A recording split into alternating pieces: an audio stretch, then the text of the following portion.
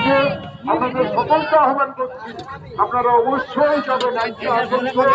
ওদিকে বরাকর এবং পলফিল থেকে বহু মানুষ হচ্ছে, আপনারা দলে দলে যাবেন।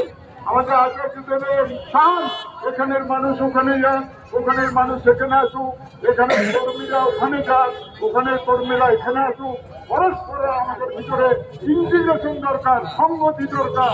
ঠাকুর বলেছেন একাদশী চলে যারা, তাদের নিয়ে সমাজ গড়া। আমরা সমাজকে যে গড়তে পেরেছি, আমাদের ভিতরে যদি সংগতি না থাকে, কর্মের ভিতরে যদি সংগতি না থাকে, তাহলে আমার বাড়িতেও আমি সংগতি আনতে পারবো না। আমার বাড়িতেও সংগতি আনতে হবে।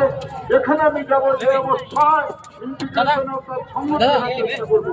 আর সেই সংগতি আনার জন্য আমাদের ঠাকুর জন্য ভালোবাসার কেন্দ্র হন। আর বর্তমানে আচার্য যে ধ্যান বলছেন, তাই আমাদের করতে হবে। এই করাটাই আমাদের কর্ম। এই করার ভিতর